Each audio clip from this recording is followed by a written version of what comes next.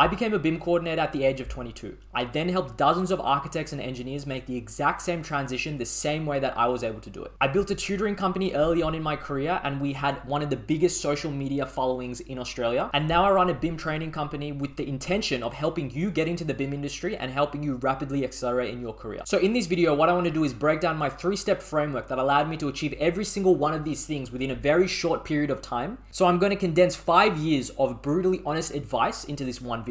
Let's get started. Here is my 3-step idiot-proof framework that I use to succeed quickly in my career and grow quicker than everyone else. And so in this video, in this doc, I'm going to walk you through my simple step-by-step process that I take in order to be able to achieve pretty much anything that I set my mind to. And in life, there are no guarantees. So if anyone is ever trying to guarantee you anything, or run the other way without looking, but this is as close to a guarantee as I can give you, because this is just going to allow you to understand the science and the fundamentals behind setting goals and actually achieving them without actually just thinking about it and not ever achieving them. And this is what separates, having worked with dozens of clients and me being personally able to have achieved all these things, this is what separates the people that actually get results and not get results. So this is like the one thing, right? And so here's what, with proof, this framework has allowed me to accomplish. So you guys probably know already that I became a BIM coordinator in under 1 year of working full-time in the BIM industry. And I was able to do that because of this framework. And before that, I learned Revit and drafting and modeling, and I did that only for the first year of my career. After that, I switched into BIM coordination. So I never really had to do modeling again.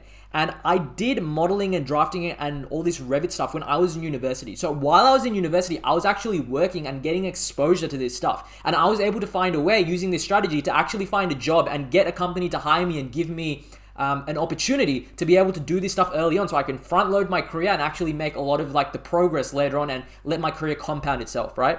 And so you might actually be thinking, okay, this is just a fluke, because it was just like, maybe you got lucky with a company, maybe you got lucky with working in like a BIM company and they gave you the opportunity. Okay, it was a fluke, right? But using this exact same strategy that I'm going to break down here are some other things that I've been actually able to do. So while I was in university, and after university, I was actually able to build a tutoring company that gained more than 35,000 followers on TikTok. So you can see here, the company is called Mind Learning. There's 37.6K followers. That's me. That's my face over there. If you go, you can Google it right now, find it on TikTok. I'm still there, right? I no longer do this. Someone else does this now.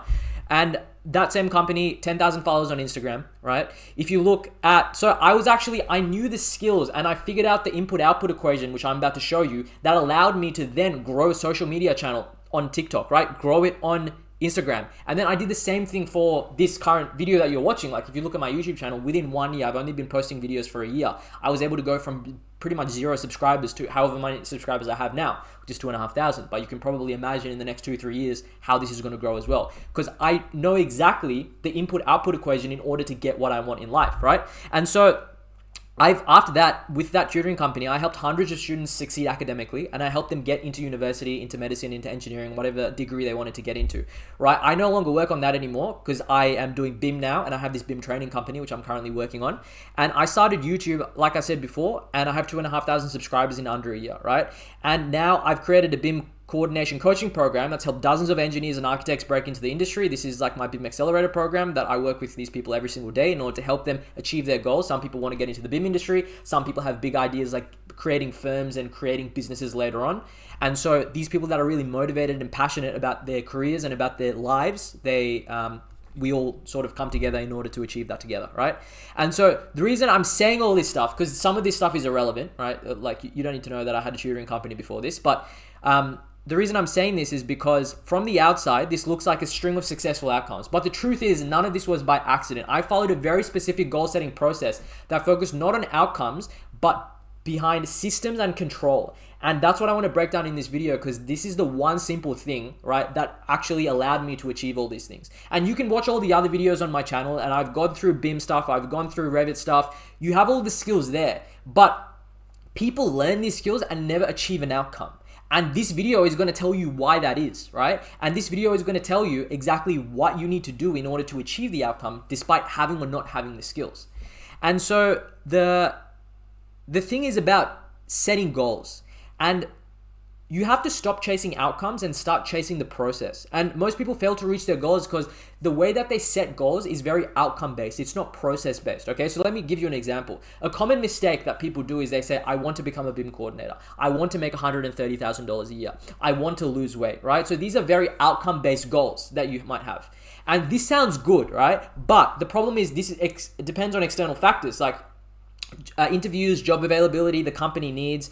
Two people with the same skill set, one person might be lucky, one person might not be lucky, and he might get a job, this person might not get a job, right? So you never know. This is completely to the outside environment of you actually being able to achieve these goals, because like this is an end outcome. This is not a process, right? And so every day you think about this goal, it makes you feel anxious because you haven't achieved it. So in your mind, you're thinking, okay, I want to get here. I want to make this much money. I want to become a BIM coordinator. I want to start my own company. But you haven't done any of that. And you haven't achieved any of that. Therefore, you feel like you're not chasing your goals and you feel like really anxious about your day-to-day life, right? And the problem with this is that you're fixating on the outcome and you're chasing the outcome. And every single time you think about the outcome, you don't feel good and you feel anxious, you feel unhappy, like you're never going to get there. And so what happens when your goal is only the title, instead of saying, I'm a Revit drafts person and I want to become a BIM coordinator, you're actually focusing on the gap between where you want to be and where you are right now. And unhappiness is actually the space between expectation and reality. So if you think about like where you are right now, which is your reality, and you think about your expectations, if there is a gap there, that is where unhappiness is created. That's where it resides. So as long as there is a gap between your expectation and reality, there is unhappiness there, right? And so you will feel very disappointed and overwhelmed if this is the case. And so what I want to do is change the way that you think so that you no longer think about it in terms of an outcome. I don't want you to think of, I want to become a BIM manager, I want to become a BIM coordinator, I want to become a project manager, I want to start a firm, I want to start a company. Don't think about your goals like that. I'm going to change the way, and we're going to go 3 levels deep in order to reframe the way that you set goals so that it feels better for you, right? And so I'll give you an example, right? So if your brain sees this gap, you're always going to be unhappy with your current circumstance. But the issue with this is like humans like to achieve, and achievement makes you satisfied and unhappy. So you're probably thinking now, okay, you're telling me, right, there's a difference between your expectations and your reality. That gap is where unhappiness is created. Okay, if that's the case, then I should always just have my expectations where my reality is, right? And then I'll be happy. But you're probably thinking, okay, that doesn't work, because right now, if I just try and be happy with where I am, I can never force myself to be happy, right? I can never force myself to be happy because I feel stagnant, I feel stuck, I feel like I'm not progressing. You probably intuitively understand that when humans progress, they learn more things and grow. That's when the happiness fulfillment comes into play in your life, right? And you learn and you grow and you do all these things. But they're contradictory sort of philosophies, because one is saying, okay, if there's a deficit between expectations and reality, that's where unhappiness is. And the other one is saying, in order for us to feel satisfied, we have to have goals, right? So then how do you have these 2 contradictory ideologies, and how do you make them integrate into one, right? So that's probably what you're thinking. Well, that's at least what I was thinking, right? And so I want to sort of like reframe the way that your mind works now, okay, based on that. And so I remember when I was trying to, and I'll tell you a story, right? I remember when I was trying to grow my YouTube channel first, right? I had 0 subscribers, and YouTube is the hardest to grow on platform. I don't know if you've realized, but if you try to try uploading a few YouTube videos and see how many views you get 1 view, 2 views, 10 views. And for the amount of time that I was spending on it, right? I was scripting and editing 10 hours, right? Each video would take me like 5-6 hours of editing, right? I wasn't good at speaking in front of a camera, and you don't even get money for it, because like with YouTube, I am monetized now, but I haven't even turned it on. But like you need 1,000 subscribers, you need a certain amount of watch time hours. So like I'm not getting paid from YouTube to even make, you can't go viral and make money. You need to have 1,000 subscribers irrespective of how viral your content goes. And then from that point onwards, you can make money. So I wasn't making any money on YouTube. I would spend so long trying to script and edit videos. So it's a very, very hard process to make YouTube and grow in YouTube, right? And so if I fixated on how many views my videos got, that would demotivate me, and I would never be consistent. And I knew that, because if I focused on the outcome of getting 1,000 subscribers or getting 100,000 subscribers, I would never feel happy, because as soon as you get it, then your goal changes, then you're always unhappy, right? So what actually allowed me to be consistent was when I reframed everything, and you need to reframe the way that you think about goals and stuff. and I stopped thinking about the amount of views I got, and I thought of YouTube as more of a portfolio for my career for future jobs, right? And I didn't actually say that to myself because I meant it.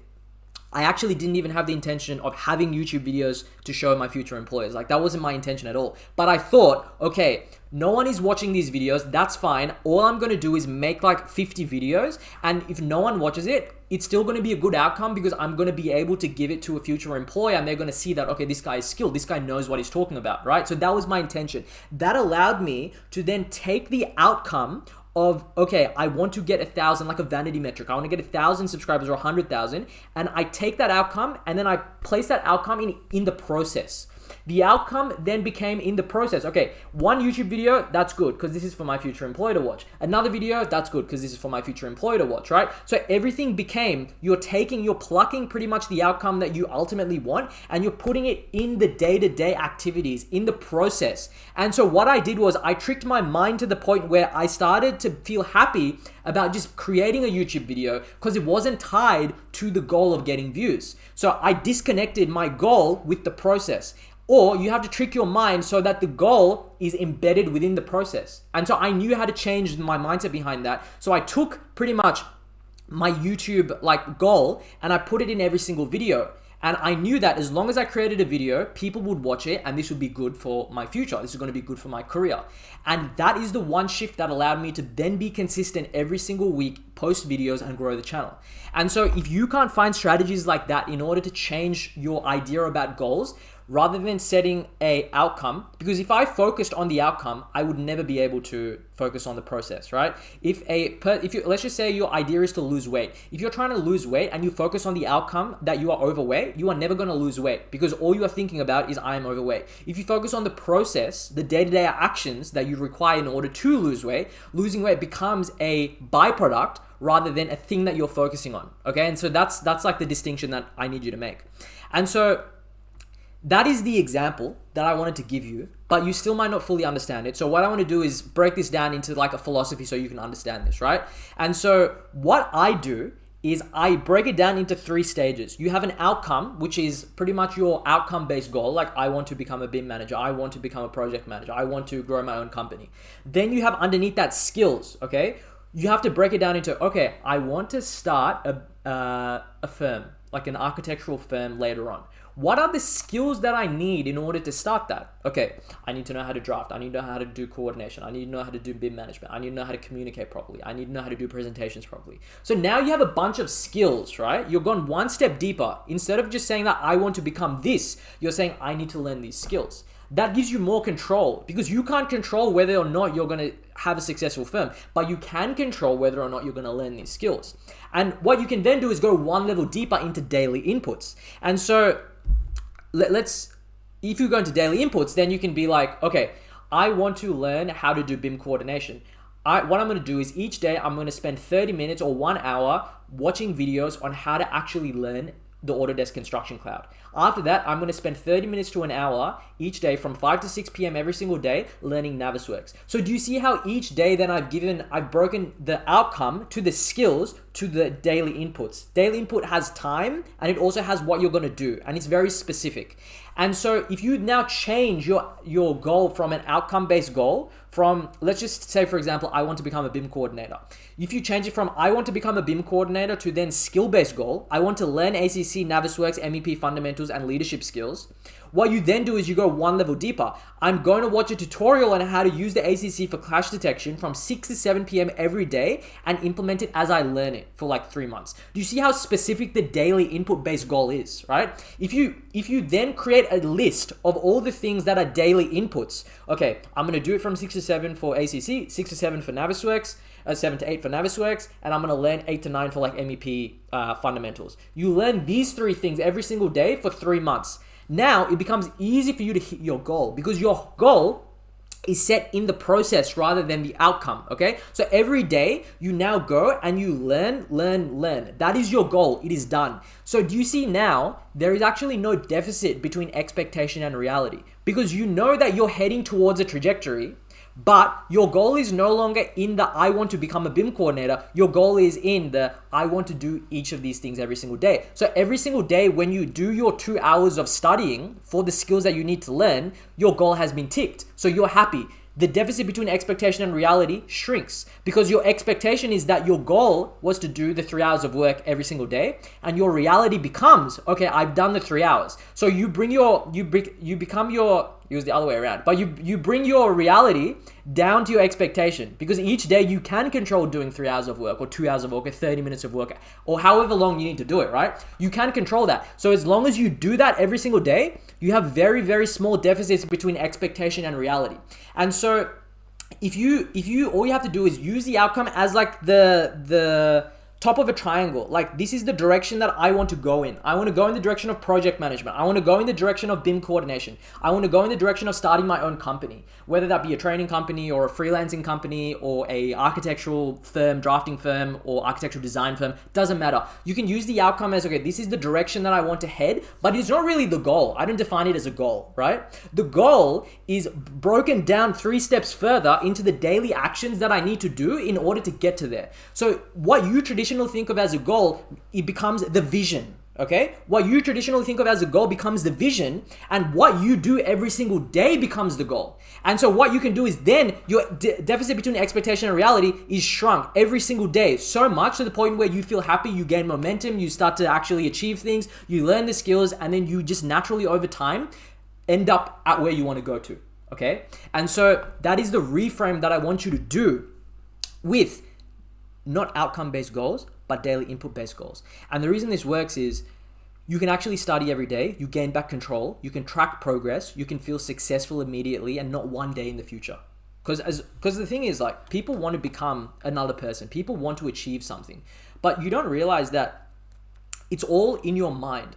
If you want to become, imagine the perfect version of you 5 years from now, 10 years from now. That person can exist now. Because all that person is a bunch of, like, that person just acts in a different way to you. He acts or she acts. There's a series of inputs, or like there's a series of things that happen in his or her life, the mindset that he or she has, and then there is the way that they respond.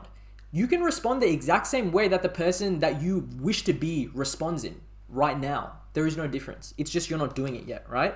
And so what I want you to do is gain back control over your life, over your vision, by not setting goals that you have no idea how to accomplish. Set visions for yourself and find your goal in the day-to-day tasks. And the best way that I found to grow really fast is by finding strategies and frameworks and learning from other people that have done the exact same thing before, right? If you can find like a mentor or someone that's in the industry or someone that exactly the same way that you want to, like the exact same place that you want to be, then you can emulate the exact same skills and the daily inputs that it takes.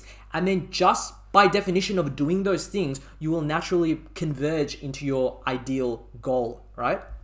And so this works because when your goals are rooted in day-to-day actions, your brain gets rewarded every time you show up, right? So your brain gets dopamine just by diminishing the gap between expectation and reality. There's no happiness. It creates dopamine. Okay, you're on positive momentum. You avoid the painful gap between expectation and reality, and you start feeling happy and fulfilled because you're in motion, right? And so what we're doing is we're pretty much taking the formula for unhappiness and happiness, and we're integrating it with our life, and we're using a vision in order to go into the correct location, and we're breaking it down into daily inputs so that we feel content and happy that we're actually achieving what we need to achieve, right? So let's reframe it. So instead of I'm a Revit modeler, so if we reframe it, you can say I'm a Revit modeler, but my goal is to learn MEP systems, Navisworks, and coordination workflows. Every single day you study, you're achieving your goal. There is no gap, just progress, and you stay positive, motivated, and focused, right? When you focus on process, you gain momentum, you feel emotionally grounded, you enjoy the journey without obsessing over the destination. And so that is pretty much the framework that's allowed me to achieve what I want to achieve, because all I did was set a vision and I broke it down into the skills, and then I broke it down into the daily actions. And if you break it down into the daily actions, then you know exactly what you need to do, and it's only a matter of time until you achieve it, right? And then so that way you're not in your mind thinking, oh, this is crazy, I don't know how to get there, because you know the daily actions, as long as you do it, you will you will converge to that path. Whether it takes 2 months, whether it takes 2 years, right? You will converge there because there is no way to input-output equation. And so if you want to become a BIM coordinator, watch this video next because I actually go through in-depth, it's a 1 hour long in-depth training on how to become a BIM coordinator. I go and I teach you the BIM coordination process, what programs you need, what skills you need to focus on, and how to actually get your first BIM coordination role. So watch that video, and that video is actually going to allow you to then create this roadmap. It's going to, okay, you have the skill right now. This is the only thing you know right now. Watching that video is going to unlock this part, the skills. And then you can then reverse engineer and create some daily input so that you can then go and hit the exact same tasks and milestones that you need to hit every single day. That's all I had for this video. If you want to watch that video next.